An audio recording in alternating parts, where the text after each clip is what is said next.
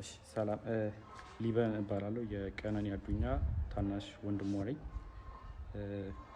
እሺ ትናንትና አንዷለም ብዙ ነገር ሲናገር ነበር እና እያንዳንዱን እኔ ስሜን ጠቅሶ ነበር ሊበን ያውቃል ብሏል። እኔ የማውቃቸውን ነገሮች እኔ ብዙ ጊዜ እዛ ቤት ስለነበርኩኝ የማውቃቸውን ነገሮች እያንዳንዱን ነገሮች አሳያችኋለሁ። እሺ መጀመሪያ ሁሉንም ፎቶዎች አስቀምጥላችኋለሁ ከላይ መጀመሪያ ማርች 8 2023 አንድ ላይ መኖር ጀምረዋል።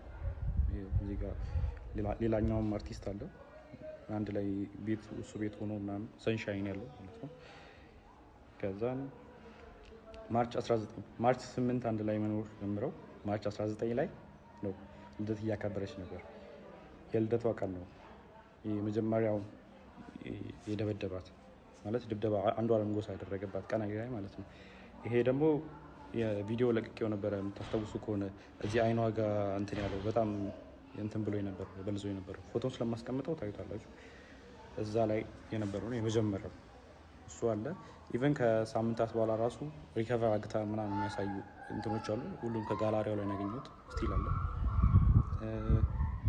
ከዛ በኋላ ደግሞ የእንትኑ አለ የኦክቶበር 14 2023 የእጇን ሰብራ የታሸጋለች። ይሄም ከስልኳ ላይ ነው ያለው። ከዛን ፌብሩዋሪ 29 2024 ይሄ ፎቶ እዚህ ላይ የምታዩት ከሆነ ጊታር ይዟል ይሄ። ስለዚህ ከዚህ በኋላ ይሄን ጊታር የሰበረበት ቀንና ሽጉጥ የተኮሰበት ቀን ነበር። አንድ ቀን ነው ይሄ የተከተለው። የዛን ቀን እኔ ነበርኩኝ ቤት ውስጥ ማለት ነው። ከዛም ጠዋት አንዷለም ያው ለሊት አምሽቶ ነው የሚመጣው። በቃ ጠዋት ሊነጋ አካባቢ ሲል ነው የሚመጣው ወደ 11 ሰዓት አካባቢ ምናምን እና ሁሌ የዛን ሰዓት ጭቅጭቅ አለ በአንዷለምና በቀነኒ በኩል ሁሌ በዛ ሰዓት ጭቅጭቅ አለ። ሁሌ ይቀያየራል። በቃ ጠዋት ሊነጋ አካባቢ ሲመጣ ሁሌ ተቀያይሮ ነው የሚመጣው። ከዛን የዛን ቀን ተኝቼ ነበረ። እኔ 1 ሰዓት አካባቢ ይሆናል ተኝቼ ነበረ። እኔ ገስት ሩም ነበር የተኛሁት። ከዛን ቀነኒ ሮጣ ገባች እኔ ያለሁበት ክላስ ማለት ነው። ከዛን በሩ ስዘጋ የዛን ጊዜ ተነሳሁኝ። ከዛን ምንድነው አሰ ጊዜ እንትኑን ይሄ ጊታሩን ወርውሮ ሲሰብረው ነበር የዛን ቀን ኮሪደሩ ላይ። ከዛን ምንድነው ምናምን ጊዜ ተነሳ አንተ ለማጋት ትሄዳለህ ምናምን ነገር አለችኝ። ከዛን ምን ተፈጥሮ ነው ምናምን ስላት ጊዜ ከዛን ሽጉጥ አቀባበለ አንዷለም በሩ ጋር ቆሞ ማለት ነው። ከዛን እኔ ላናገረው ማለት ጊዜ ከዛን አይሆንም ይመታሃል ምናምን ብላ እሷ አይተኩስም አንተ ተረጋጋ እኔ ያናግረዋለሁ እንዳትገባ በመሃል ብላ በሩን ከፍታ ወጣች። ከዛን ሽጉጡን ፊቷ ላይ ደቀነባት። ከዛን የሆነ ፎቶ አሳያት። ይሄ ፎቶ አንቺ ነሽ አላት። እሷን ያርለውም አለች።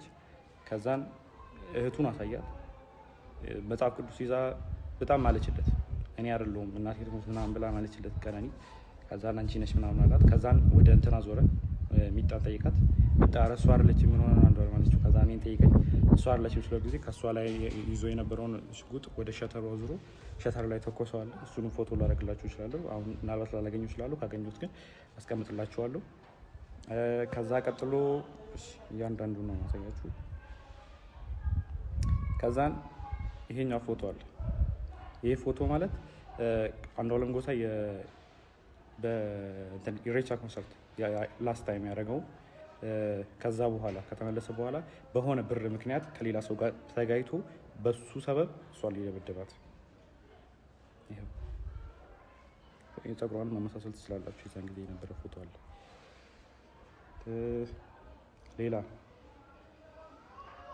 ሌላ ጃንዋሪ 27 2025 ይሄ ፎቶ አለ። ይሄ ደግሞ ከመሞታ 1 ወር ከ15 ቀን ወይ 1 ወር ከምናምን ነው የሚሆነው። ጃንዋሪ 27 ማለት ነው ማርች 11 አካባቢ ነው። ስለዚህ በጣም 1 ወር ከ15 ቀን ማለት ይቻላል። የዚህን ቀንም እኔ እዛ ቤት ነበር። ማታ መብራት የለም ነበረ። ከዛን አንድ ላይ እየተጫወትን ነበረ። እሱ ነው አብሮን ነበረ። እህቱም ነበረች። አንድ ላይ እየተጫወትን ነበረ። ከዛን 4 ሰዓት አካባቢ የሆነ የሚጠቃቀማቸው ነገሮች አሉት እሱ የራሱ የግል ሱሶች ምናምን ነገር አሉበት። ከዛን እሱ ሊጠቀም ስለፈለገ የሚጣራተኝ ወይ ምናምን ሲላ ጊዜ ከዛን ያው እኔ ፊት ማድረግ ስለደበረው ይሆናል ምናምን ብዬ እኔም ገብቼ ተኛው። የሚጣምተኛች ከዛን ወደ 10 ሰዓት 11 ሰዓት አካባቢ መሰለኝ በጣም ጭቅጭቅ ሰማሁ እና እኔ የሚጣ ክላስ ነበርኩ። ከዛን ከሚጣ ክላስ ወደዚህ የሚጠጋው ገስት ሩሙ አለ። ከገስት ሩሙ የሰራተኛው ከሰራተኛው ነው ሳሎን ቤት ያለው። ከዛን ጭቅጭቅ በጣም ይጨቃጨቃሉ ምናምን ነገር ስለምን እንደሆነ በደንብ አላውቅም፣ አልሰማሁትም። ግን ጭቅጭቅ የሆነ የጭቅጭቅ ድምፅ ሊሰማኝ ነበር። ከዛን ተነሳው በጭቅጭቁ። ከዛን በመሀል አልገባም ብዬ ለረጅም ሰዓት ቁጭ አልኩ። ከዛን የሆነ ሰዓት የሚወድቅ ነገር ሰማ። ከዛ የዛን ጊዜ ከፍቼ ስወጣ ቀጥታ በኮሪዶሩ ላይ የነበረው አንዷለም ነበረ። አንዷለም እንትን አለኝ ነው ግድት በመሀላችን እንዳትገባ ምናምን ብሎ እኔ መልሶኝ በሩን ቆልፎ የሚጣ ክላስ ውስጥ ነበርኩ። በሩን ቆልፎት ከዛን 5 ደቂቃ ምናምን ቆይቶ መጣና ከፈተው። ሂድና እናግራት አለኝ።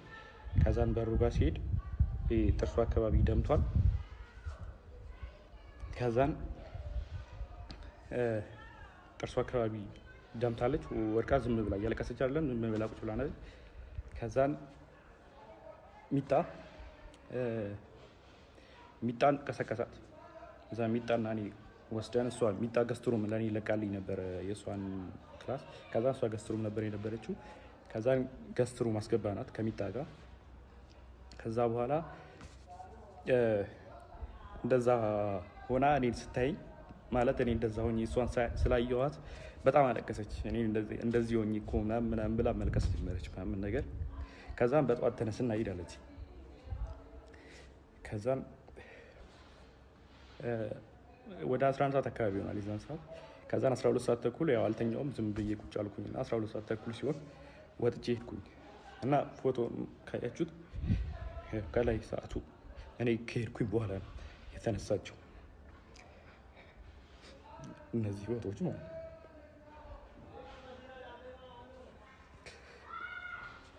ሌላ ደግሞ ስለ እንትኑ ጉዳይ እሷ ከመሞቷ ከሳምንት በፊት እንትን ምርመራ አግታ ነበር፣ የመካንነት ምርመራ ማለት ነው። ይሄ ያደረገችው ይኸው ፍራይዴ ማርች 7 አርብ ቀን ማለት ነው። እሷ የሞተችው ማክሰኞ ቀን መስለኝ እና ቀኑ አለ